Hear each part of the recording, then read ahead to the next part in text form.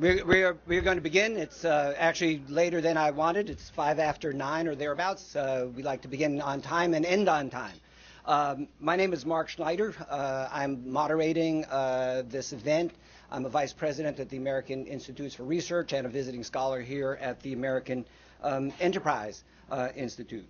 Let's see. I have some just startup before we jump into the this. So the first one is please turn off your cell phones or put them on vibrate, or and we prefer that you turn them off rather than this is the most important thing of the next hour and a half in your entire life. So just treat it that way. Okay. We are going to do about an hour's worth of presentations, discussion. I have a series of start-off questions. I'm supposed to orchestrate this. Someone offered me a baton, actually, and I suggested that a whip might be better, but I don't have either, so I have a pen, and we'll see how that goes. I'm going to introduce the panelists in a second, but I've actually been charged with advertising other events that are forthcoming. So on November 17th here at AEI, the Secretary of Education, Arne Duncan, is going to be here to talk about how to stretch school dollars. There's going to be an awful lot of stretching that's going to be needed. And then on November 30th, Rick Hess and key reformers will be talking about why school reformers get stuck in yesterday's ideas and what we could do about it. And that is the topic of Rick's new book, The Same Thing Over and Over Again. There are invites to both of these in the lobby, so you could pick those up. So let me quickly introduce the panelists. They have very long bios, and I'm only going to give very short introductions. So first, Rick Hess is the resident scholar and director of education policy studies at the American Enterprise Institute. I don't know if you remember back to, I think it was the 2000 presidential debate where Bush said to Gore, you wrote a book, I read a book. Well, I've read many books, but Rick has actually written even more than I have read. So I'm charging Rick for a rental space on my bookcase, the Rick Hess shelf, and it's actually beginning to sag. So slow up a little bit, Rick. Okay. Lindsay Hunsaker is the senior education policy advisor for Senator Mike Enzi on the Senate Help Committee. Her portfolio for the committee focuses on Elementary and Secondary Education Act and Head Start, but also includes education research, early childhood education, and child care issues.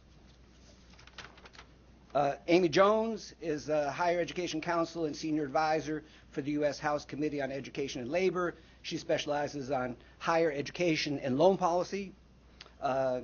And focuses on improving the country's competitiveness, teacher training, national service, and legal issues in education.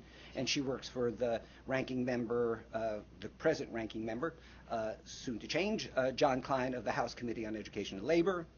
Andrew Kelly is a research fellow in education policy at AEI and a doctoral candidate in political science at the University of California, Berkeley. He works on higher education policy, congressional policymaking, and political behavior. Bethany Little.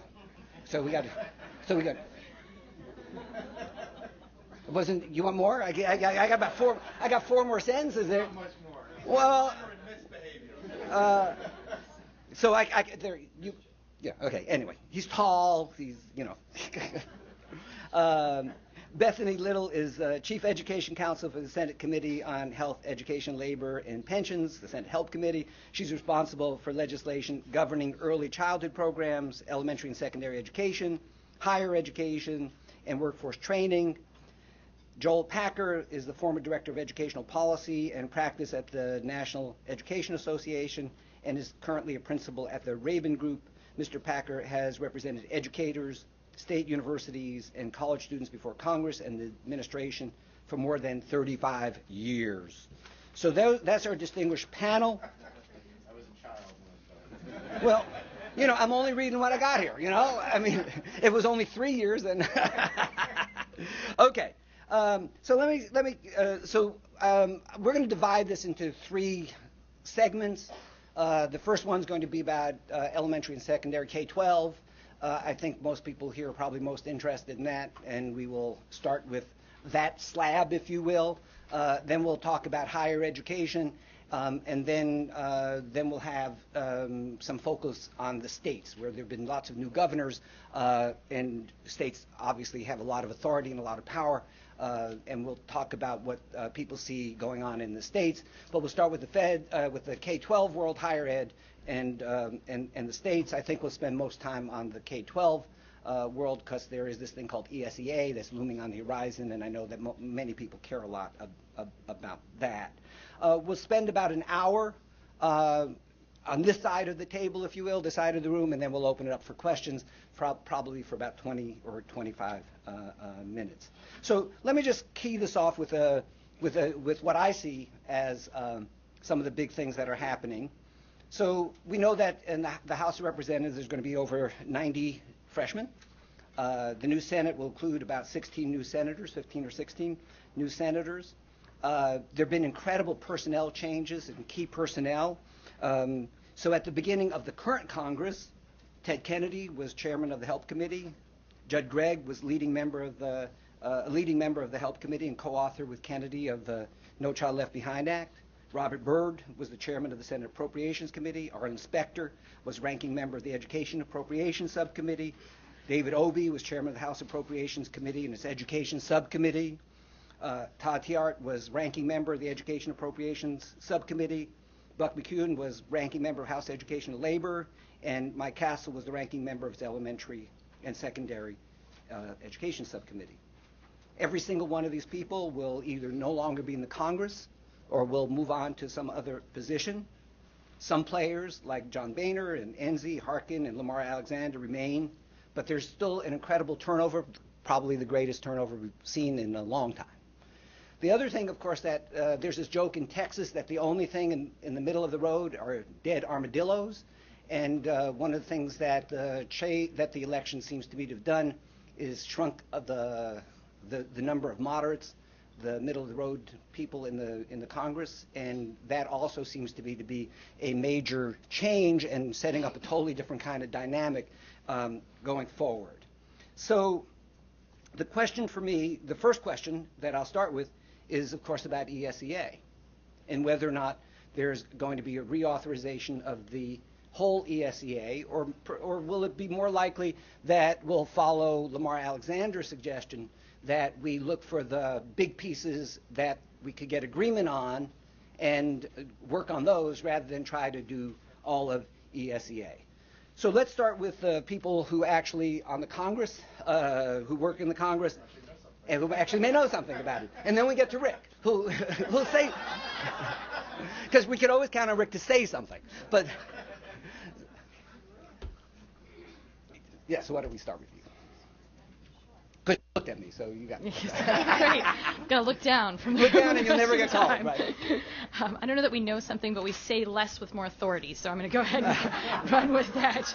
I think that the idea that we would do well, actually, let me start by saying thank you for having me here. It's a pleasure. Got to get the nice things out of the way. And actually, we're quite optimistic and excited about the opportunities for ESEA reauthorization entering this Congress. This process has been bipartisan in the past. In fact, if you look at the situation when we last did ESEA, which you just laid out nicely, one thing you didn't mention, though, is that we had a Republican White House, a Republican House, and a Democratic Senate when we finished ESEA. Not when we started, but when we finished ESEA last time. And so, in fact, it's not that different. It was divided government then, and it's divided government again now, and yet we were able to do ESEA because it is, in fact, a pretty significantly bipartisan piece of legislation, and there is no other way to do it. We've been on that path for some time. Secretary Duncan convened the chair and ranking of the full and subcommittees from both chambers last year, or this year, earlier this year, feels like years ago. And since then, we've been engaged in very serious and significant bipartisan conversations, and those are ongoing. So we have a lot of confidence that there's no reason we shouldn't be able to continue that process and move towards a reauthorization early in the next Congress. I think it's interesting when people talk about this smaller concept of doing a smaller ESEA, find the big things that there's agreement on. It's never the McKinney-Vento homeless provisions that actually hold up the reauthorization of ESEA. If we can figure out Title I and Title II, we're pretty much almost 3/4 of the way there. So I feel like, honestly, we're likely to do the full bill. We're likely to do it in a way that does address the main things that everybody wants addressed, but certainly doesn't leave out the other major and significant programs at the same time. So that's our expectation and what we're working towards at this point. Lindsay? Good morning, and thank you for inviting me to be here with you today. I will agree with a lot of what Bethany laid out. This will now be the third Congress that I get to work on ESEA with Senator Enzi. Groundhog's Day is an amazing phenomenon quite often with me. I think we have been engaged in a lot of really great work in the committee. We're fortunate that a lot of our members are hopefully going to remain the same. A lot of them are coming back or were not up for re-election, and so we're hopeful to see them up on the dais again. We absolutely will have a lot of work to do in just educating our new members in terms of what ESEA really is, what it isn't. We all know that the rumors are rampant as to what NCLB is responsible for or not. But the work that we have done this Congress can really be picked up and really continued as we push forward. Senator Enzi likes to say that, nothing is done until you're heading into markup, or even really until you're shipping into the bill off for the president's signature. And so we have a lot of time to really address priorities, address new concerns, and ensure that voices are heard, that the bill has been going through a really great bipartisan process, and we really hope to see that continue. So it's kind of an interesting time to have this panel. Lindsay and I think we're talking a little bit earlier.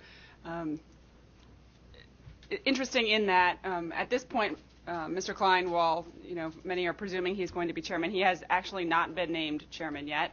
The steering committee is still going to have to meet and do that process in the next couple of weeks. So as far as kind of our agenda, we have put out, for those of you that follow kind of our website and our press releases and things like that, we have kind of outlined the committee's priorities. Education reform is one of them. We have kind of 4 longstanding principles that we have developed in collaboration kind of with the Republican members on the committee, as it was this past Congress, that I think will guide us moving forward.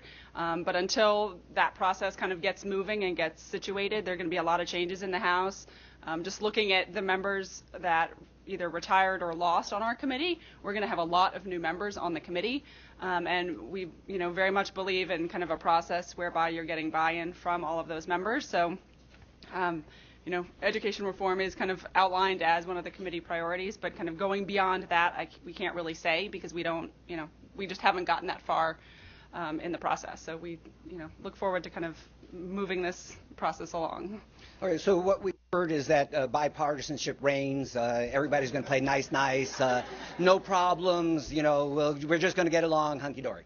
So that everybody who just spoke has to be very careful about what they say, and we appreciate that. So now the next 3 people don't have to be so careful of what they say. So let's, Joel, you wanted to jump in.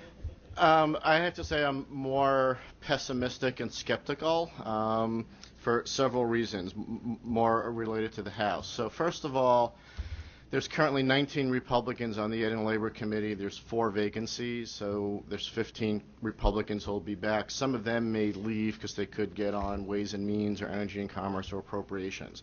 But even if they don't, there could be 12, 13 new Republicans. So you're going to have a significant number of the Republicans on the Ed and Labor Committee being new members, presumably mostly freshmen. If you look at what the freshmen ran on, it wasn't bipartisan cooperation around a robust federal role in education. It was let's abolish the Department of Education, let's have smaller government. So one, I think the new members are going to be much more conservative and sort of generally back more towards, if you will, the historical Republican position on education, which is smaller is better, less is more. B, just the fact that there's a lot of new members, there's no possible way you can just sort of pick up where you left off and say, Mr. Klein and Mr. Miller negotiated a bill, we're 90% done, here it is.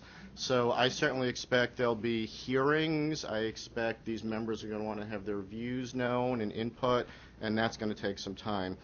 3, if you look at the big picture, because every bill is not isolated by itself, there's its own politics, but there's the big picture politics.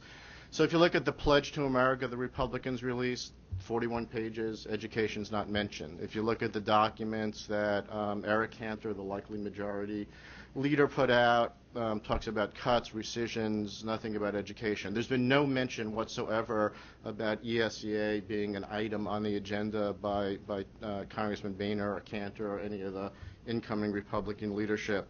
And 4 is there's not going to be money. So when No Child Left Behind passed in 2001, there was an 18% increase in funding for ESEA programs. Money does help move things along, and there's just not going to be money. So if anything, I would expect, I'm not saying I want these things to happen, but I expect there's going to be a lot of effort to consolidate programs, eliminate programs.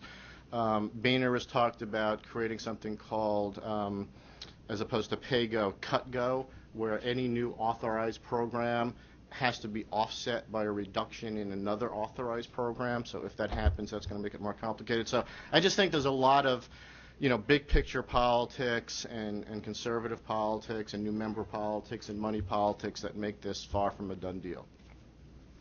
Sorry to be such a downer. So Rick No, I mean I think you hit a number of key things.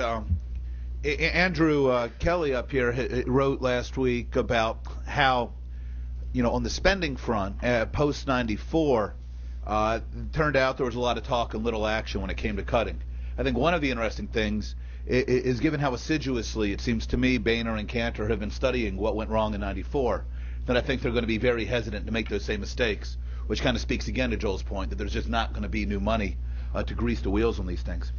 Just 3 quick points. One is that I think Bethany pointed out that historically education politics were bipartisan. It was almost a foreign policy, partisan stops at water's edge kinds of thing.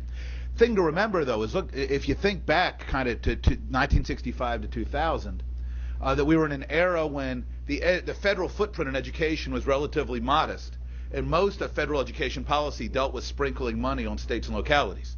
If there's anything that warms the hearts of Congress, it's sprinkling money on states and localities.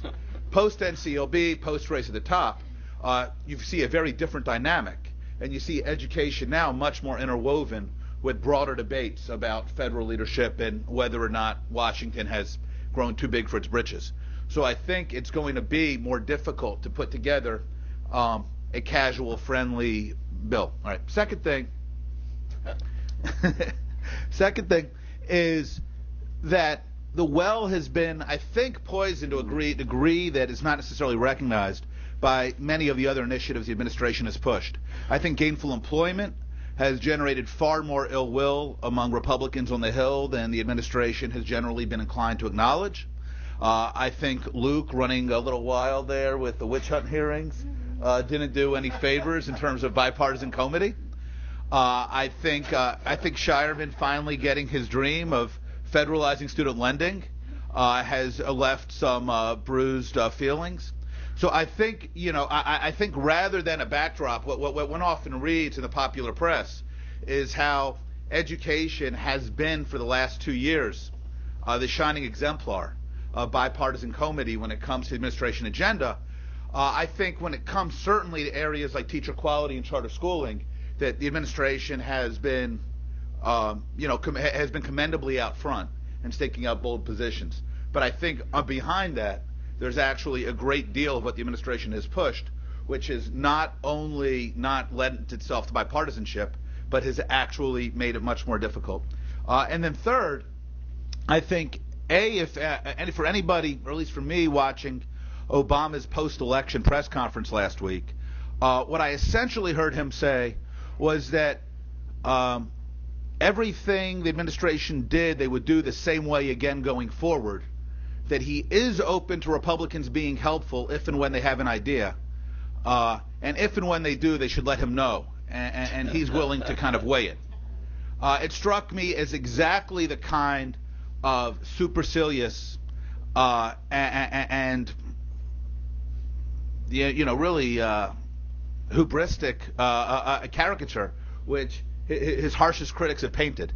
So I think A, between that, and B, between the likelihood that we're going to start seeing investigative hearings on the Hill, potentially opening up, looking into things like scoring of I-3 and race to the top, I think it is going to be a difficult backdrop from which to then work forward on good faith negotiations.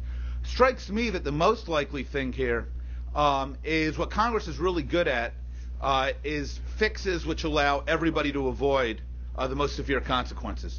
So if you think about Medicare, we're really good at the doc fix, which just kicks the bills forward. When you think about the AMT, we're good about the AMT patch. And I think what's most likely is some kind of NCLB patch when Congress agrees that they're going to suspend all the consequences associated with getting towards 2014, but not actually redo any of the internal machinery of ESEA. Okay, Andrew, comedy, horror, what do we got? So I'll just make a comedy with a D or a T, I think is right, yeah. Good point, Joel. So I would just like to make either one to shift the tone just a bit and say, Joel, I think you're exactly right that the new Republicans have run on the 1996 platform, right, which abolished the Department of Education. A lot of them have. But I would posit here that Republicans may have an opportunity in education. Rasmussen polls, American voters and asks them which party do you trust on issues, right? Right before the election, on 8 out of 10 issues, voters trusted Republicans more. One of those was education. And if you think about the last time that was true, that was right around the 2000 election when George W. Bush was coming into office, and that gave them some legitimacy to push No Child Left Behind.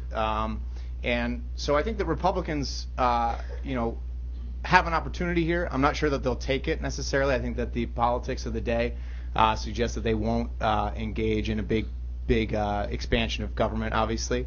But there are other ways they could modify NCLB and rethink the federal role. And I wonder, if others on the panel had an opinion about whether they'll take that opportunity. All right. So that's my role to ask questions. Okay.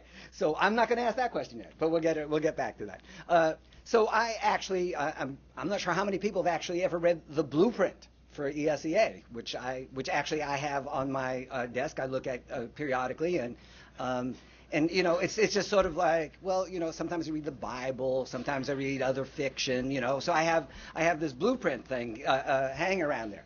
So there are many things in the blueprint. Is it DOA? Are there parts of it that are going to actually inform any discussion, or is it just sort of a pipe dream? One of the things that actually is in the blueprint is actually RTTT. Did I get too many T's in there? And I3 are the first and second things in the blueprint, but actually they got into the world through ARRA, and somewhere along the line we're going to have to go back and talk about those two as separate real activities, not wrapped into a stimulus package. So I guess it's a 4-part question.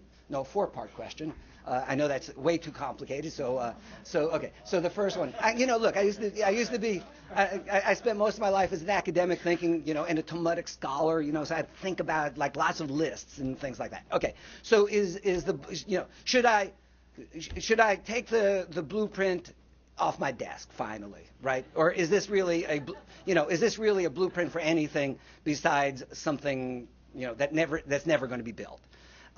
So why don't we start there, and then I want to turn to RTTT and I3 and actually one of the parts about the blueprint that actually I found the most interesting was that there are 14 programs in the blueprint that call for turning existing programs into competitive grant programs, right? Now, given what does RTTT and I3 make the any of these other 12 programs that are supposed to be turned into competitive grant programs more or less likely. So let's start with the staff, because they have to be polite, and then I'm sure that and then we'll see what other people have to say. We're going to skip you, Bethany, even though you keep looking at me. You shouldn't, Linda. Yeah. It's just I have your eyes. Wow, this gives us a lot of food for the next couple of months as we move forward. So the blueprint, I do think is absolutely still worthy of our consideration, and something that we will continue to use, as it is what the administration would like us to do with the ESEA. The administration will always be a really big player in the room. And I think when you look at the blueprint and what it really says, particularly the topic sentences in each area, there's a lot there that can really ring true with a lot of Republicans. I think that there is a way to marry some of those top-level reform items with the concept of smaller, more limited government. I don't think they're mutually exclusive. I think our members really see this as an opportunity for both activities to take place. So I'll leave it short. But on the competitive grant program side, clearly that's a problem with a lot of our members. I mean, yes, you can probably spend your federal money better in competitive grant programs, but at the same time, if you are from a rural, small population state, maybe like Wyoming, you don't tend to do very well in competitive grant programs. We don't have grant writers. We have one university. We don't have external partners, unlike, say, a New York City or even a Charlotte, North Carolina. So we are certainly looking at all options that are at our disposal of what levers can we pull to drive reform in certain areas, but there is always going to be that level of guaranteed money into some areas. I mean, we do work for elected officials, so that's going to be how it is. Amy? I think the blueprint is exactly that. It's kind of a blueprint. It's not necessarily a bill. It's, a lot of these kind of topic sentences, kind of very high level discussions, and there are some things that we have historically kind of agreed with in there, proposals on charters, on the flexibility and things like that, the consolidation. Those are all things that we have historically, kind of top line have generally agreed with. So I think it's going to continue to be a topic of conversation. Obviously, I don't think it's going to be totally irrelevant. It's out there. It's what everyone's talking about. So I think we're using it as that, and we appreciate it kind of coming forward, and Congress can take that and do what it does with things and move forward. Very diplomatic. So I wouldn't take it off your desk. I'd probably laminate it. I think I think it continues to have a lot of significance. If anything, it probably has renewed significance, because a lot of the ideas, when you look at who cheered and who didn't when they put out the blueprint, it might give you an idea of how popular that blueprint is with various factions of education conversations. And I think the truth of the matter is, Rick talked about how hard it is to do something with a big federal footprint, and people aren't interested in that type of thing. And I think that's actually not restricted to the conversation about what Republicans want and what Democrats want. I think there are a lot of people who think there were some overreaches in ESEA and in CLB specifically. And I think that there were a lot of Democrats who were really interested in putting on the table, how do we get smarter and smaller in what we try to do federally and not try to do everything and end up doing nothing well. And so I actually think the blueprint took that forward and said, how do we get smarter and smaller? And some of the things it came up with was fewer programs. Let's not try to do school improvement everywhere. Let's focus on a smaller set of schools where we might actually improve them and not just label them. I mean, they put out there some ideas to really shrink the footprint of NCLB. And so I think in a lot of ways, that's exactly the direction we're going to be even more pushed towards, in a world in which the only potential deal is one in which everybody from both sides feels really comfortable with it. A smaller footprint is the likely outcome, and that is where they pushed in the blueprint. So I think it's still very relevant. As the competitive grant program, everything my colleagues said was true, and especially about how much people really want to know they're going to get money. And there is this tough tension between equity, trying to make sure that we're really giving a chance to people in lots of places to succeed by making sure they get some resources, and efficiency or effectiveness, whether or not that's the best way that it will ever be spent. We don't want to widen the gaps in the have and have-nots by having all these competitive programs that continue to go to the haves.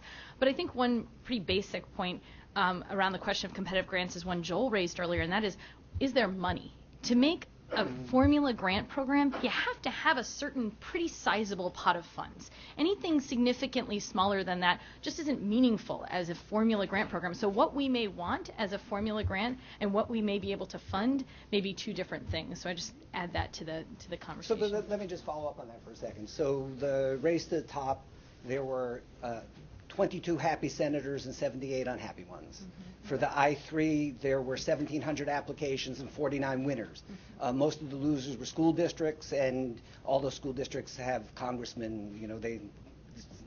So was this a good opening way to start talking about replacing formula grants with competitive grants when you end up with so many losers and so few winners? Is that for me? Yeah. Do I get to talk? I'm looking right at you. Ironically, and those were not programs where there was a shortage of money. So theoretically, they could have been formulas if my theory holds. I mean, obviously, that is hard, right? Winners and losers is hard, and Congress does prefer easier options. There's no doubt about that, which is why you notice they were not very deeply congressionally designed programs. Most of the hard decisions about those programs were in fact not made by Congress. They were made by the administration in the implementation of those programs. So I don't think that helped, but I also don't think that is in fact the deciding factor. I think Congress has its own opinions about the formula versus competitive thing, and I think Race to the Top and I3 have pros and cons, but that's not really, I think, pushing the conversation in its fullest. I think people were more concerned about the ideas of things like safe and drug-free schools money being competitive. There were other programs that had been formula that people got more upset about being competitive going forward, was my sense of folks' reaction on the Hill. You want to jump in? Yeah, I think one of the things to keep in mind is I obviously spent a good chunk of the first half of this year arguing that the administration had moved problematically in terms of and designing and implementing Race to the Top and I3. And I think this is exactly where this pays off, is that the administration, I think both partly because at the end of the day, there was a lack of interest in really trying to figure out how to do this with the participation of folks outside the administration. They wanted to move quickly. They were worried about deadlines. They were worried about executing. They got them a lot of headlines and it got them a lot of excitement at the time. I think the problem is, in addition to things like the NIMSY exclusion, which is likely to loom worse and worse over the next couple of months as folks learn more about how the scoring played out on I3, is that what you wind up with is real concerns about the credibility and the coherence of this kind of competitive grant process. What they had a chance to do was something more like NSF or NIH, and I'm afraid that what we wound up with was more something like Reading First. And, Reading First, for my mind, was a good program. It was a good idea. It was a thoughtful way to spend the money, but it was all undone because it was strategized and was implemented incoherently. And I worry when we look back in 12 months, this is what's always been my concern about Race to the Top and I3, is that these were good ideas. The heart was in the right place. There were smart, well-intentioned people doing it, but I worry that they did it in such a slipshod fashion that it's going to make it much harder going forward to build the kind of coalition you need to write this stuff into authorization. So anybody want? Yes. So a couple of things. One, so in terms of the blueprint, no one mentioned the 4 turnaround models dead. Though they live on. I mean, this is an interesting sort of dichotomy. So they still live on because those are the 4 models in the school improvement grant program, which are being implemented. And if there is more money for school improvement grants, which I think there will be, the question is, does Congress let them live on through Duncan's authority, or is there some change in appropriations? But there's no Congress is not approving those 4 turnaround models. There's going to be way more flexibility on turning around schools. I'd also make the point, and this may sound odd, that in a lot of ways I think No Child Left Behind is just less relevant in the real world. So the highly qualified teacher thing, which was stupid in retrospect, it's done. I mean, you either did or didn't. It's done. The qualifications for paraprofessionals, done. Duncan, most people are concentrating just on the bottom 5%. So if when you have like in Illinois a couple of weeks ago, they announced 90% of all high schools failed AYPs. So at some point it's like, all right, so what? So that clearly shows the law is stupid. So I think No Child, there's just less press attention because as the number of schools failing AYP skyrockets, it just becomes less relevant. So turnaround models dead. The competitive grants, I don't see Congress doing that. Though I do think there's a probability they consolidate a lot of programs, more like happened in 81 under Reagan, and they're not competitive, but they're formula consolidated programs. Two things also that weren't mentioned. One of the Republican priorities has been maintaining and, if anything, expanding supplemental educational services. Administration has opposed that. I think most Democrats oppose that. I was at a panel a few weeks before the election, and some of the Republican staff said, if you want to maintain SES, have the Republicans take the majority of the House. Okay, so that's going to be a fight now, I presume. Another issue which I think could come up, which is always contentious and not partisan, is the Title I formula. And the reason I say that is Lindsay mentioned the rural areas. So a lot of these new Republicans are from rural areas, though they're from a lot of areas. But and there are things in the formula that some argue hurts or discriminates against higher poverty, smaller rural schools, because there's something in the formula, not to get too wonkish, called number weighting. So I would not be stunned if some of the new Republicans, who might not want much money anyhow, but at least say, we want, this is unfair. Big cities are getting more than their quote-unquote share compared to our area. So the formula always gets complicated, but I would look at that. The other thing that I think is just, I don't think anybody knows, the blueprint, and everyone seems in love with college and career ready.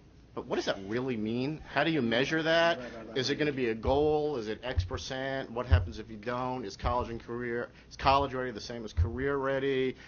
So everyone thinks that's a good idea, but it's been pretty murky. Like, how would that work in federal law?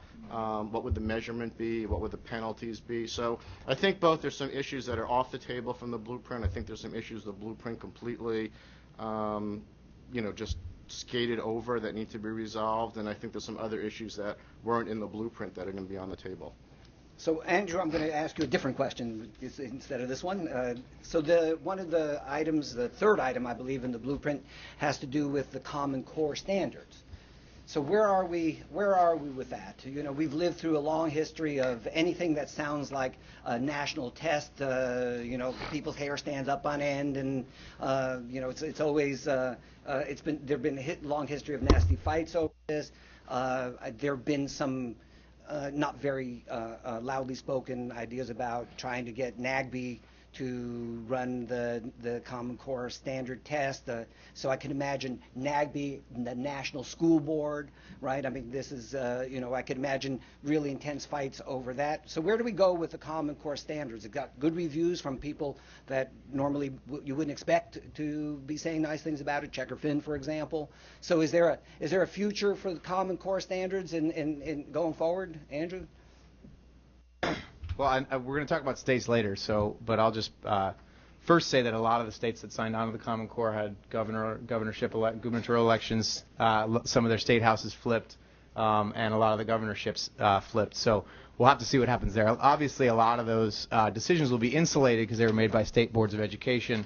Many of those have partisan balancing requirements and staggered terms and so on.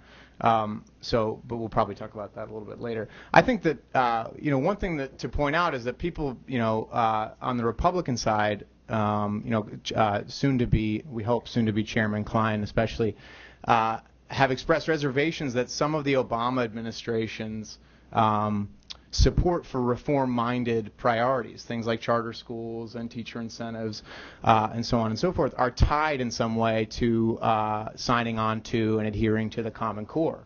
Rick wrote about this in his blog that Representative Klein expressed some concern about that. I frankly don't think that there's much taste, especially amongst Republicans in Congress, for a discussion about a national curriculum. And I think if it becomes that, then I think you're going to see quite a bit of pushback on the Republican side. And I think that if the administration adheres to a linkage between some of their more moderate centrist goals on education and a linkage to the Common Core, I think that could pose a problem for them going forward. Okay. Any other comments on the Common Core? Because then we're going to go on to higher education for 10 minutes. I think the Common Core and the modified standards are very much alive, but there's not going to be much federal control over it. I think the states are driving that, and there's all the work going on with federal money about standards and assessments to meet the Common Core. So I think that'll continue. Some states may drop out, but I don't see again any way that it's going to be required by the federal government. Yeah, I think that's right. I mean, the interesting thing will be, it strikes me as likely in the next, say, 12 or 18 months, especially as governors start to get to point some of the state board seats, that you're going to see a couple of states that had initially indicated support for the Common Core start to back off. And part of it will be the question of how this plays out and how it's perceived. I remember talking to Gene Hickok back in about 02, 03 about NCLB implementation, and he said, the trick is to keep all the frogs in the wheelbarrow. He said the concern is that first frog jumps out, and you worry the others jump out after it. This is when they were beating on Utah and Connecticut, if you remember. And so I think the trick will be if 2 or 3 states that had previously endorsed Common Core back away, does this get played, hey, these things happen, the center of gravity is continuing to move forward, or is it seen as an unraveling? And I don't think we're going to know till we get there. Well, I think there's great danger in the federal government playing too much in this because it has been state-led, state-owned, state-directed, and it needs to stay there. I mean, there is enough political uncertainty in the states right now that's going to be, that needs to be where this game is played. I think that the minute that we continue to put any federal intervention on it is when it truly, you start the unraveling rather than, well, this is just the way that things are going to happen. You can continue the movement forward. I think it's positive movement in the right direction, but states need to be the ones to make that decision. And it plays very much into what happens with Race to the Top and I-3. Race to the Top in particular, standards played a really big role in that and what states were willing or not to do. Many of us believe that was maybe an unnecessary federal intrusion, but the point also remains of a lot of the elements of Race to the Top are embedded within the blueprint we talked about earlier. So if those elements are embedded within the reauthorization, then what are you going to race towards?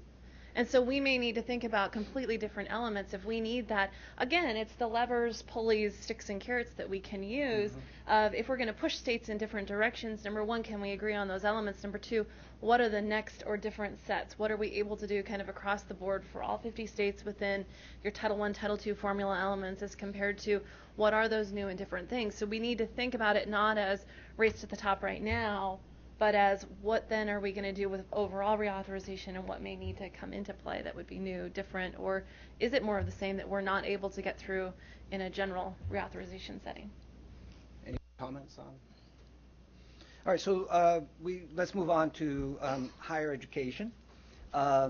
So we heard, well, everything's moving forward and everybody loves everybody else, and we heard also everybody hates everybody else in the Congress, that there's going to be gridlock. So one of the when there is congressional gridlock, often administrations just resort to regulatory policies and regulatory actions to try to implement some of their favorite goals. So one of the questions I have when we start looking at higher education is the degree to which we could expect more regulations, for example, with regard to gainful employment, with regard to credit definitions and things like that. Is this going to be a regulatory, is the administration going to push its higher education agenda using regulatory activities? And then the Congress often ends up saying, well, that's all well and good, but we're not going to fund these activities. So then you end up with this kind of conflict over the power of the purse against the regulations.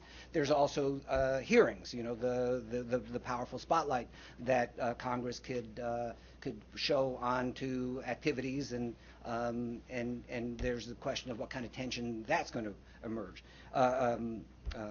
Lead to. So I guess the questions that I have are with regard to gainful employment, which of course is one of the biggest things is sticking up, is what's likely to happen with regard to the regulations with regard to gainful employment. I would think that the issue about defining credit hours is another kind of example. Where do you think we're going with that? And that will inevitably lead to the question of what is going to happen, or what we think is going to happen with regard to the for-profit sector, and what kind of hearings or what kind of pushback we may see with regard to that entire sector. So let's start with Amy, who has a particular portfolio in that bill. I do. So, we have not been kind of quiet on the gainful employment program integrity front. I think that's been clear. We have significant concerns about the regulations, both as they exist and as they have been existing as this process has gone forward, as has 90,000 other people who submitted comments on those regulations. And with the program integrity regulations, I think there are a number of issues in there that are, that we have expressed concerns about through our comments as well, whether it be the credit hour, state authorizations, another big one that's been getting a lot of play. So going forward, it's going to be kind of interesting to see. Again, we're waiting to kind of figure out who's on the committee and all of that before we really make plans. But we have historically had a lot of concerns about that, and we are kind of thinking internally about what the process is going to be kind of going forward. I think you've raised some different strategies that are going to be a part of that conversation. Andrew, do. Sure. So I think to state the obvious, I think one thing that is clear that Ed is going to go ahead with finalizing the gainful employment regulations. I think they injected a little bit of uncertainty in September by delaying it a little bit, but if anything, I think that actually signals some confidence on their part that they're going to go ahead with it. If they had been overly concerned about a Republican takeover of the House, they wouldn't. I think they would have pushed to read all 90,000 comments, as they're legally obligated to do. So I think that's what's going to they're going to go ahead with that. And the Republican House, will likely push back, but it's unclear what levers they have to do so. Short of new legislation that would supersede the final rule. I think that, and that would run into a democratically controlled Senate, in particular Chairman Harkin's committee, which would have a good time, I think, burying that on the schedule. So I think what you're likely to see actually is dueling legislation. I think that Harkin and Durbin have promised to promulgate a bill on the basis of the hearings they've held on for-profits. And that will come out in the Senate, and I think you'll see potentially a piece of legislation in the House, designed to soften, if not completely render the gainful employment rules moot. I think it's possible that we'll see some sort of anticipated reaction on the part of the Ed Department. With a Republican-controlled House, I think they might be a little bit more concerned that putting something out there that's far too draconian, that puts too many programs at risk, including community college programs. You should add. I think that they'll recognize that putting something out there like that would be likely to trigger congressional opposition, so shall we say. I think there's two interesting things to look out for, though, in the next session. One of which is, there's been some rumblings. I saw it in a couple higher ed trade publications that Secretary Duncan might potentially engage in a horse trade of sorts on gainful employment to sort of compel some cooperation on ESEA. I don't know how much stock to put in that. That seems a little bit outlandish. But I think the more interesting thing are the political dynamics, the interesting politics on the Democratic side of this issue. Contrary to the coverage, which sort of pits this as a Democrats, who are concerned about for-profit practices against free market Republicans and for-profit advocates. This is a cross-cutting issue for Democrats. In September, minority members of Congress, primarily Democrats, sent a letter to the Ed Department signaling opposition to gainful employment. Folks like 12 of the 39 voting members of the Congressional Black Caucus signed it. 4 of the 23 members of the Hispanic House Caucus signed it. Some of the most liberal Democrats, 3 out of the 4 African American members of the House Committee on Education and Labor signed it. These are folks who are representing some of the most Democratic constituencies and with some of the most liberal voting records. I think this potentially there's a wedge here in the Democratic Party. A lot of the moderate Democrats who are also opposed to gainful employment lost, so they're no longer there. But I do think there's a wedge here between Democrats, and I think that'll be an interesting thing to watch, whether you have a sort of strange bedfellow situation between Republicans and Democrats. So Bethany, I saw you writing notes. So do you want to? So do you have something to chime in on here, or should we? So much to choose from. I guess I would be remiss, actually, if I didn't respond to Rick's friendly comment about Luke, just to point out that anybody who thinks for 2 seconds that the pretty significant investigation and the consequential findings that have come out of this committee are not driven by the chairman has never met Tom Harkin. This is a really serious issue, and what is going on for Americans who are being, in some cases, duped by these schools and being left with significant debt and no opportunity to pay it off because their diploma is either non-existent or worthless, is something he cares deeply about. And he is not about to back away from an investigation that has brought to light really startling things in a lot of cases. And so we expect to continue that investigation. I think it's funny, the idea that maybe a less draconian gainful employment policy would somehow be in the department's better interest. They expect that 5% of programs are impacted by the red zone of their current gainful employment. I don't know what less draconian within that is. I mean, if it doesn't impact anyone, it's probably not worth, in fact, promulgating it. So I do think when you point out the Democratic issue, absolutely there were people who signed letter. 12 out of 39 members of the CBC you mentioned, which means 17 out of 39 didn't sign the letter. So clearly there are people on all sides of this issue. And I think it's a healthy debate, and frankly, to the extent that it keeps the spotlight on the problem and keeps the spotlight on what's happening to students out there, and frankly keeps the spotlight on what's happening to taxpayer dollars, we're pretty comfortable with that. And in fact, one of the things that you mentioned, there are some moderates who are gone, and that's problematic because they were anti the gainful employment rule. There were moderates who were actually anti the waste of taxpayer dollars going to these schools, and so there were actually moderates on both sides of the issue as well. So we actually think this is going to continue to be a healthy and significant debate going forward, and welcome it. So let me ask you a variant of this question. Sure. So Andrew, Rick, and I have spent a lot of time talking about graduation rates in the public and the not-for-profit sector, the traditional side. We know that and we could look at community colleges with graduation rates that are abysmal. We could, and community colleges are increasingly talking about themselves as employment shops, right? Training people for employment. So one of the questions that I think is fundamental is the degree to which the issues that are focused on, and I agree with you that there are many schools in the for-profit sector that should be closed. I mean, there's no question about that they're not doing their job. They are separating both students and taxpayers from their money.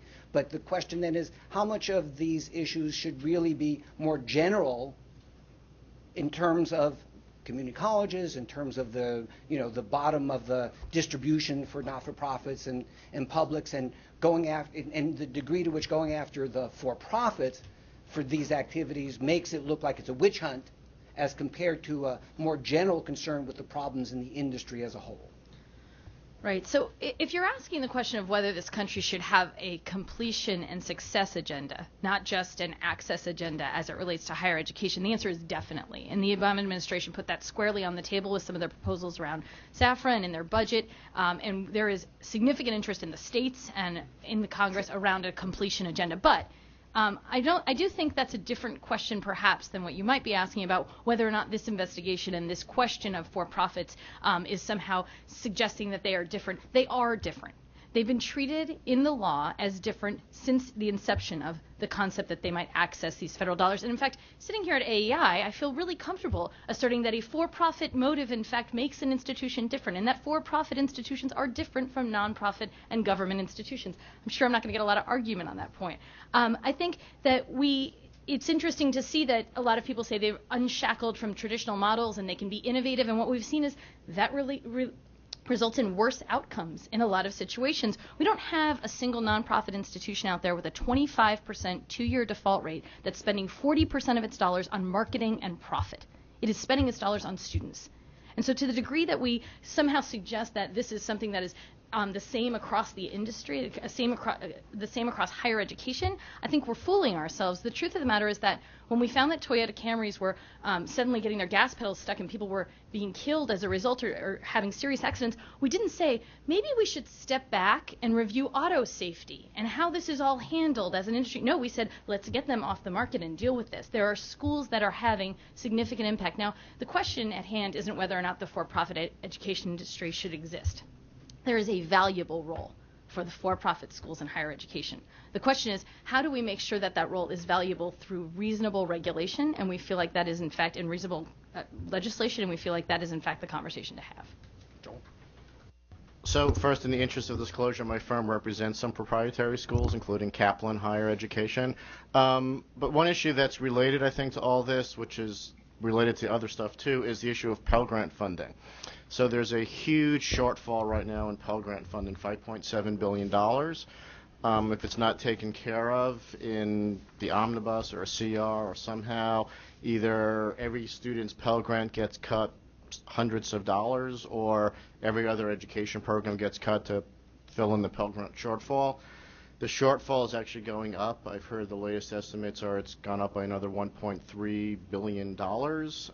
Looking ahead to fiscal 12 and beyond, for fiscal 11, SAFR provided $13 billion towards Pell Grants, but in 12 and beyond, it's going to be an ongoing, potentially even bigger problem. So it's interrelated with sort of the for-profits, but it's the whole sector of higher ed and how Pell Grant funding gets taken care of. I saw just the other day, or yesterday, I guess the Heritage Foundation put out a proposal saying let's cut Pell Grants, I think they said by a third. So, you know, at some point it'll be interesting because I think the issues of the rising cost of Pell Grants, you know, versus those who are opposed to the gainful employment, you know, how do those fit together? But the Pell Grant issue just has to be dealt with at some, hopefully sooner rather than later. Rick? I think, you know, Bethany, I love arguing with Bethany because she's on this stuff. It's great. I mean, I just think a key point to keep in mind is to me, it's absolutely a no-brainer that the proprietary higher ed sector is rife with sleazy operators. Let's just put that out there.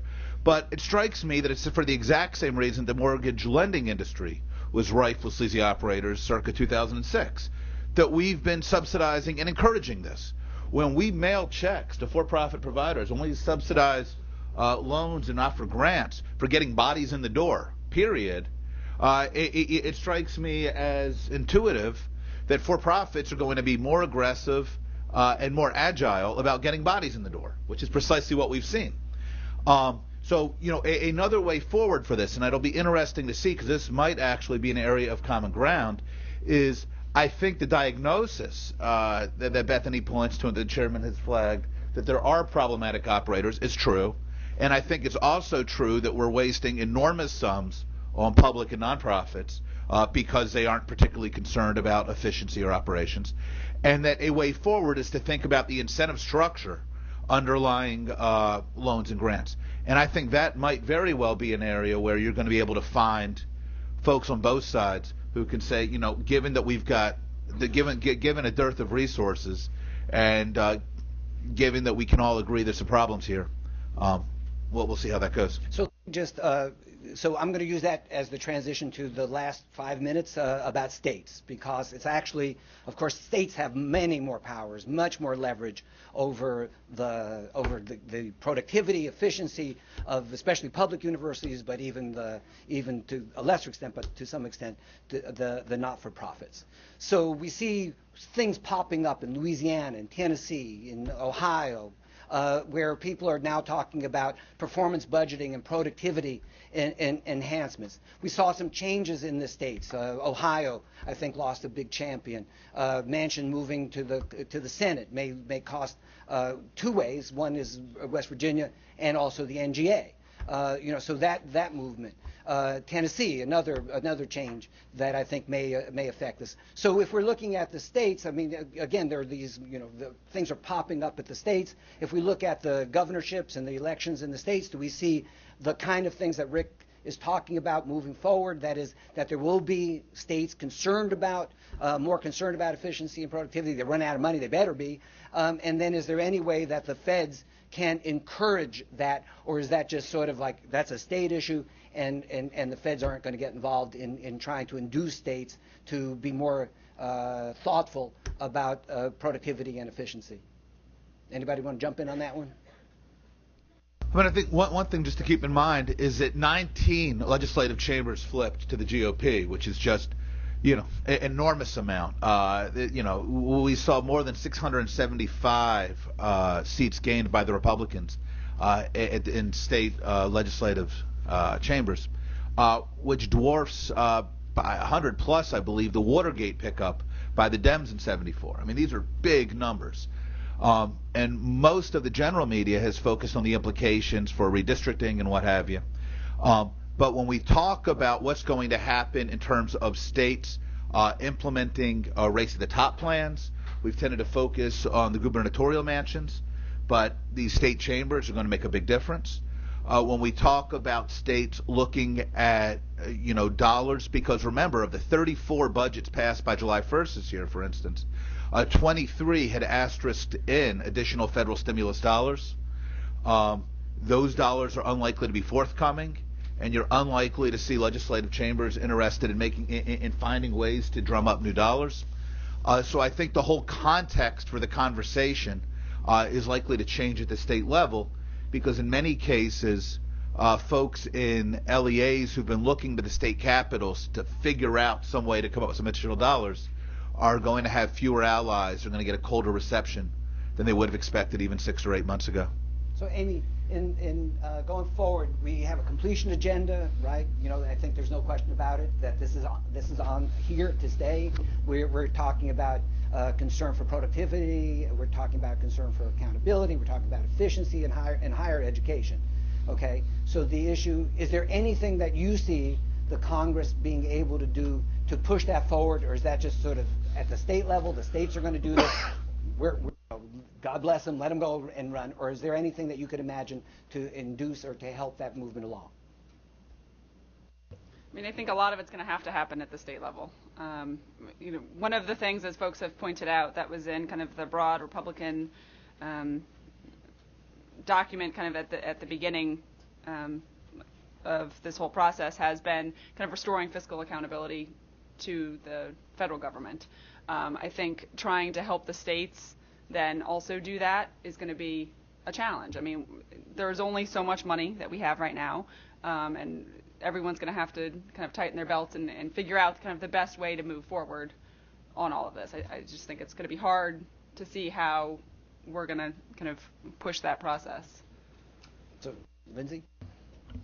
Well, it's a tough question, but I think across the board, I mean, states they have a lot on their plates right now that were there long before the elections in terms of a whole lot of red ink, really tough budgets to deal with, and the prospect of not a lot of new money coming in.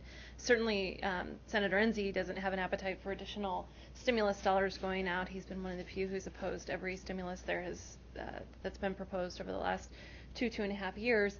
But I think this gives us a really good opportunity at the federal level to even look closely at what mandates do we put on states that are costing them a whole lot of money that we're not covering. And instead of looking at this big new expansive federal agenda of what are the areas where states are really struggling to meet those requirements. I mean, IDEA is probably one of the biggest ones. We require that they do a whole lot, rightfully so, for students with disabilities, but we have not put money behind those requirements, and that's a really big problem in states and school districts. A whole lot of technical issues related to that I won't get into about maintenance of effort, et cetera. But I think it gives us that new opportunity too to look at, hey, how can we really help states in ways that may not require new money, but reprogramming? Where can we lessen those mandates legislatively, certainly within our big reauthorizations or even smaller bills? So I think that there's a two-pronged approach. Thank you. So, I think the reality is in the last couple of years, I think almost every state has cut funding for public higher education. At least tuitions have gone up.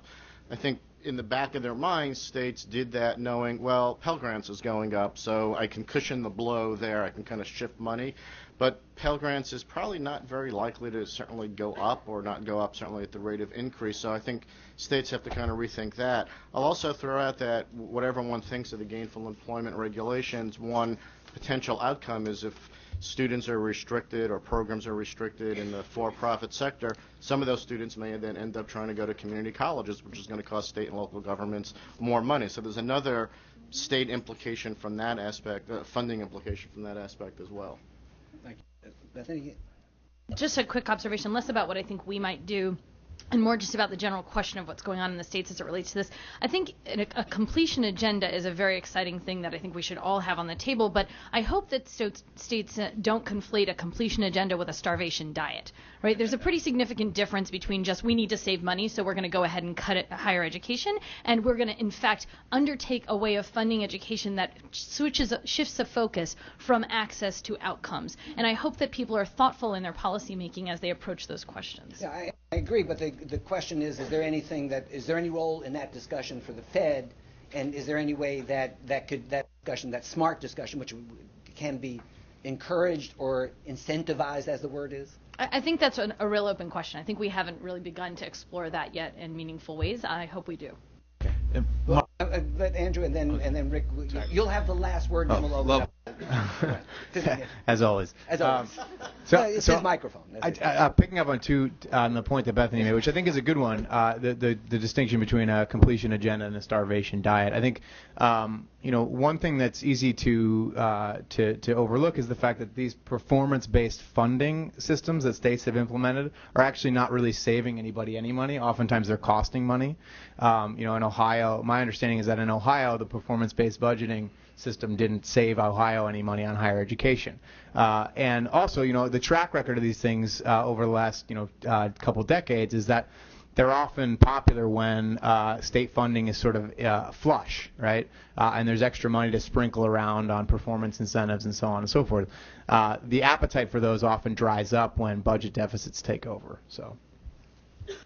Just 3 quick points. One, I think Chris Christie is becoming increasingly an icon for Republican governors. I think Mitch Daniels and Chris Christie look really good right now to the K6 and the Scotts of the world. And so it's going to be real interesting to see whether you start to see some of this aggressive, hey guys, we're not putting any nickels into this, step to the plate if you want any dollars at the state level. Second thing is one of the ways the feds can be useful here is if folks think back, say, to what the Clinton administration did on housing policy, when they weren't able to come up with new dollars in the early 90s, what they did do was they went really aggressively after the regulations, particularly on Section 8, to free up those dollars, which made it feel as if those dollars could be used more productively. And along those lines in particular, Robert Gordon at the OMB has particularly been looking at some of the regulatory framework that's grown up over the last 45 years around ESEA. And I think there's a real opportunity here, again, maybe for some folks across the aisle to work together in terms of, as Lindsay was pointing out, when we look not only at categoricals but also at regulations on how supplement not supplant plays out or how maintenance of effort plays out, are there ways here to give states and districts more flexibility in how they spend these dollars smart? Okay, well, that ends this portion of the program. So I'm going to open the floor up for questions. There are 2 microphones floating around. So there's I recognize lots of people from other AI events. So, there's the Rick Hess rule, no speechifying, questions only. If it seems like you're ending up speechifying, I have the right to speechify. Then I'll cut you off. And identify who you are and what your affiliation is. And you've been waving your hand the most, so you start. Joe McTighe from CAPE, the Council for American Private Education. With the education spending spigot pretty much shut off, a growing number of states are looking to stretch the education dollar by turning to innovative approaches like opportunity scholarships and education tax credits to encourage parents to choose religious and independent schools, which can educate youngsters at a fraction of the public cost that they'd incur if they were in public schools, and also ease some of the burden on public education and on public treasury. My question, I guess, for the House is, do you see opportunities for opportunity scholarships and tax credits for educational expenses as a way of stretching the dollar and bringing about some economies? Well, then. Right. So, I mean, we've obviously supported the DC Opportunity Scholarship Program in the past.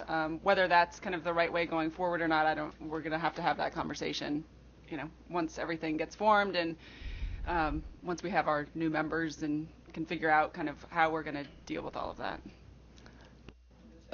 And I think the court's ruling in the Arizona case is going to play in here too. I think that's going to reverberate in the same way, say that the Cleveland case did 6 years ago. Right. So, Joe, I'll predict there's no way the Senate's going to pass any kind of private school voucher or scholarship program.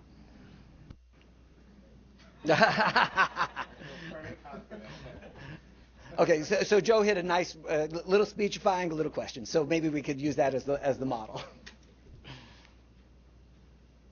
Hi, I'm Judith Eaton, the president of the Council for Higher Education Accreditation.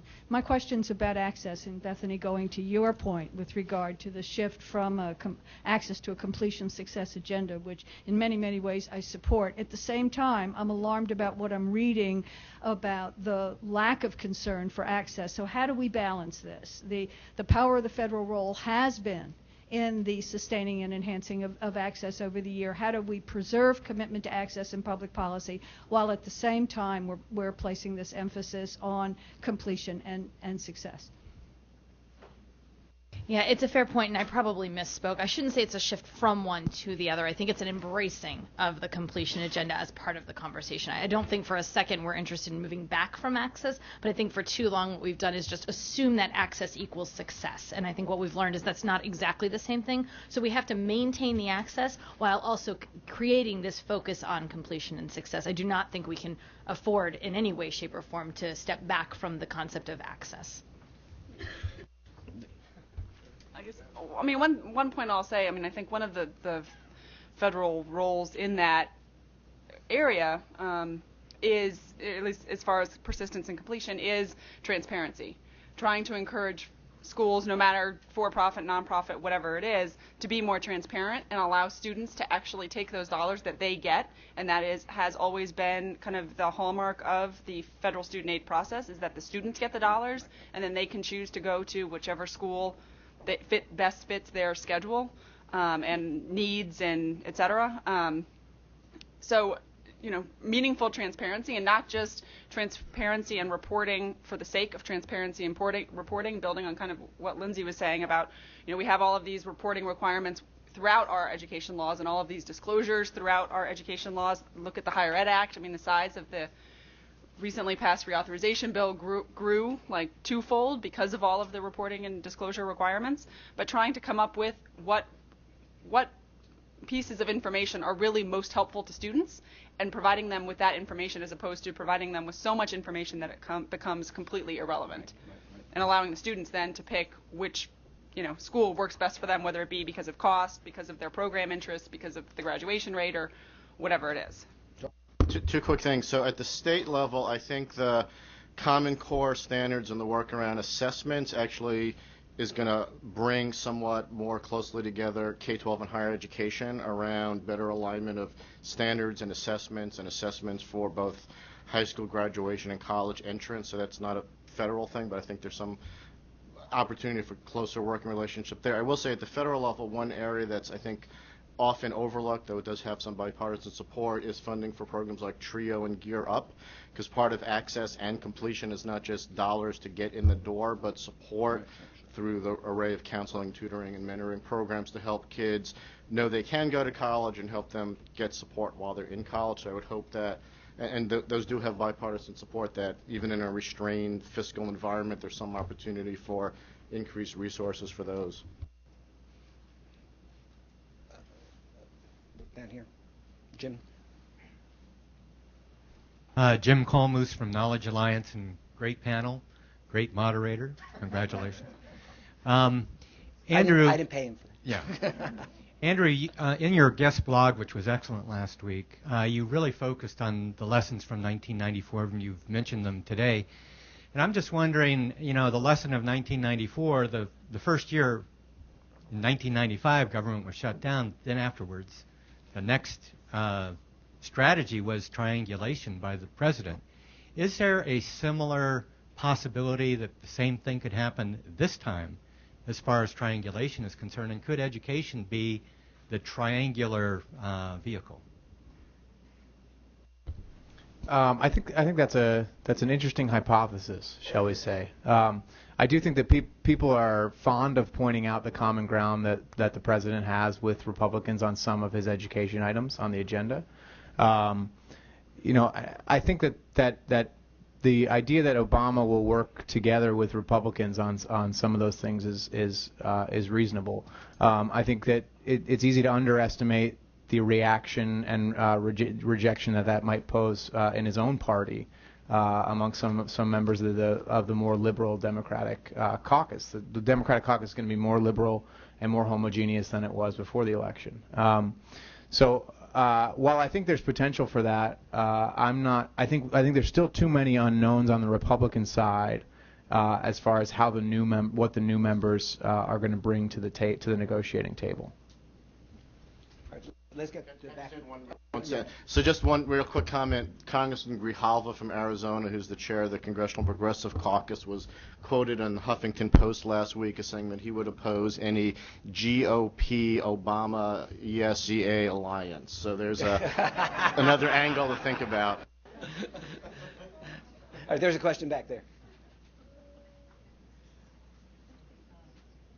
This on Peggy Orchowski. I'm congressional correspondent for the Hispanic Outlook on Higher Education. I'm wondering if you see anything happening in the lame duck, especially on the gainful employment and also on the Competes Act. I know the Tennessee congressman, I can't remember his name right now, who's retiring, was who? Mark Gordon. Yes, made that really wanted that as a high priority for American competitiveness. So. Any chance of that, or do you see it being handled early on in the new legislation, new Congress?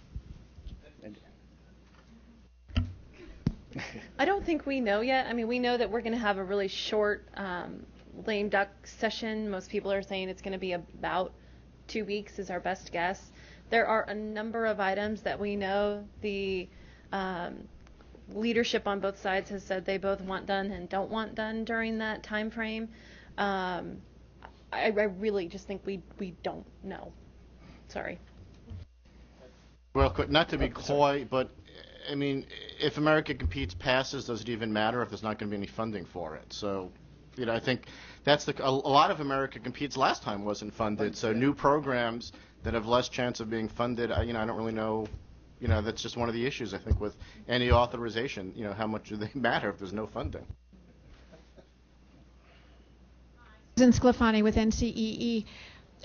And the thought about reducing regulation, I wonder whether you think that many of the compliance issues of ESEA could be loosened because state departments are spending all of their time and money on that, and yet they're also being asked to do a lot of capacity building. They don't have the staff for it, they don't have the time for it, they don't have the money for it.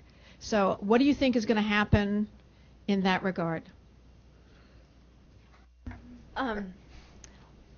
I think that I agree with what Rick said. I think that we have a great partner in Robert Gordon at OMB of looking through the current regulations that are even just OMB created and separate from those from the Department of Education. So I think that's a good start.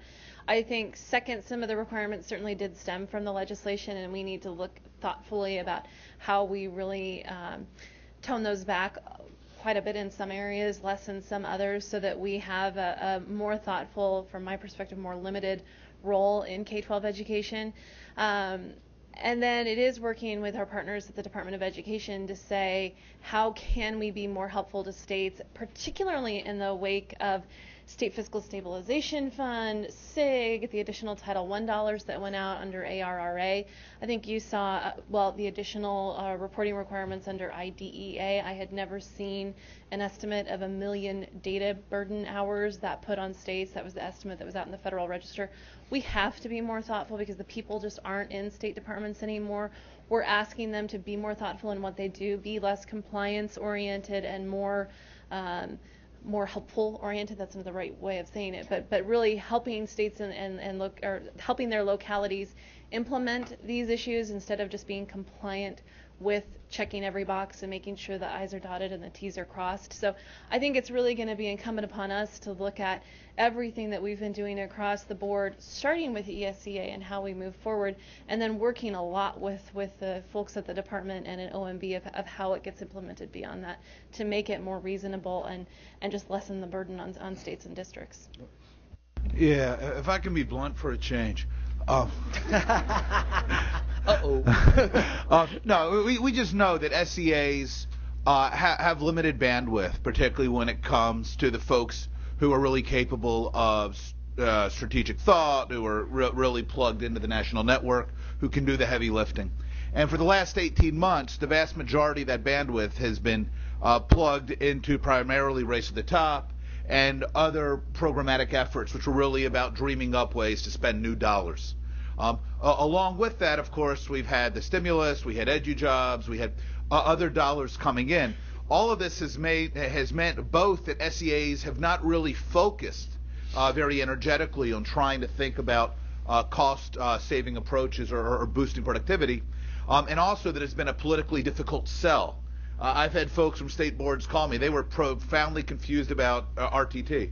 They thought all this money came in the current year. They thought it came kind of block formula so they could just mail it down to the LEAs. So politically, it was very difficult for folks on state boards or SEAs to really engage state legislatures in talking seriously about how do we think differently about productivity.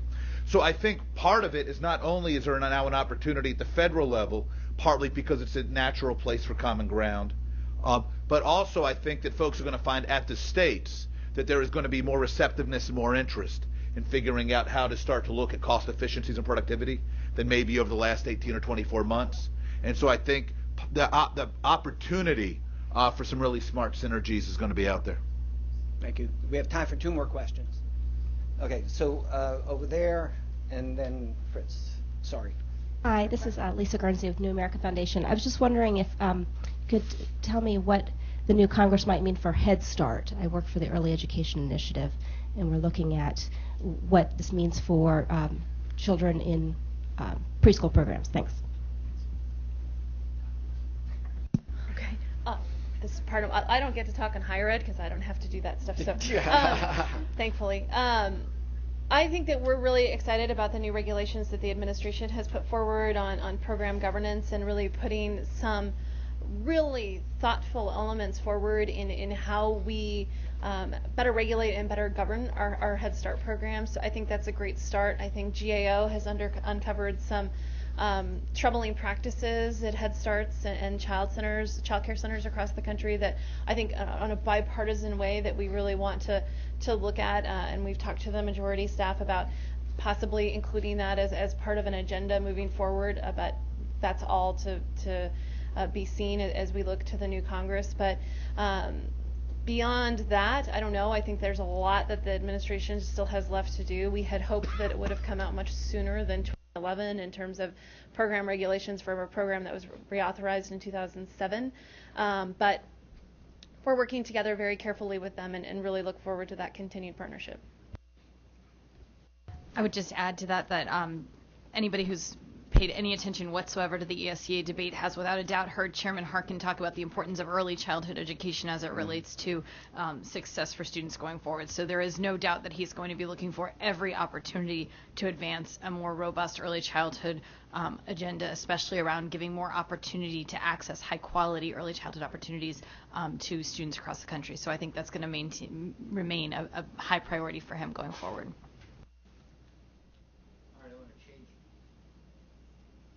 Change your mindsets for a second. Make believe you're all bookies, and it's Las Vegas. I want you to give a line on ESCA reauthorization, whether or not we had two options, I think, posed. One, that there was going to be something like Senator Alexander put out, that it was going to be something on targeted areas, or we're going to get an ESCA reauthorization in the 2011 Congress. What are the odds for the whole panel?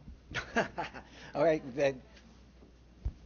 60-40, 30-20. What? I think Lindsay's going to be doing Groundhog Day for the fourth time come 2030. I'll go on ESCA, NCLB, reauth. I'll go 35-1. On an NCLB 35-1 against. 35-1 against. Okay. Yeah. On an NCLB patch, sometime this Congress, which relaxes any actual consequences of NCLB. I'll go, 75% likelihood. Are you betting, woman? If it's Las Vegas, I'm hungover. I'm gonna pass. This is AI. What happens in AI stays in AI. Come on. All right. Are you gonna use the number? So you may have heard that we are waiting for the committee to be formed.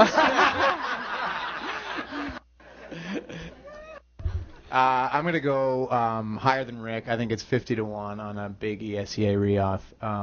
Checker Finn, in the recent Fordham video, when Mike Petrilli asked him, "What do you think about an ESCA reauthorization?" Checker said, "Not a chance," in classic Checker style. And I think the odds of a quote unquote patch are about the same as I would say about the same what Rick said, 3-1. A brave one. No, I'm with Bethany on the first part, but on the second part, see, there is a lot of bipartisan togetherness. On the second part, Senator Enzi has been consistently opposed to moving legislation piecemeal. One of the few reasons we actually had a comprehensive higher ed reauthorization was because he opposed every step of the way moving anything piecemeal. The minute we start to do that is the minute you just see a lot of the issues that are some of either the hardest to tackle or those that do have the most partisan tilt to them just get forgotten. They get lost, and that's just dangerous to do. So wait. No odds, though. No. So interesting fact about Las Vegas and Nevada is that Nevada's projected to lose population for the first time since 1920. So I don't know if I'd want to be a bookie in Las Vegas right now. As I said at the beginning, I think the odds are not high that ESCA. I don't know if I'd say 75-1 against it. I'd probably say 5 or 10-1 against it being done. And I think the chance of a patch is even less. I agree with Lindsay. I just don't see, because especially with the Republicans saying they want to bring bills, we'll see if they keep their commitment, bills up under an open rule and open to amendments. It really becomes hard to say, let's just do this piece, but if anyone can offer amendments, you can add other pieces back in. So I don't see a patch happening, but I do think the odds are 5 or 10-1 against the ESCA getting done. Okay, with that, our time is over. I want to thank the panelists for a stimulating discussion. Thank you.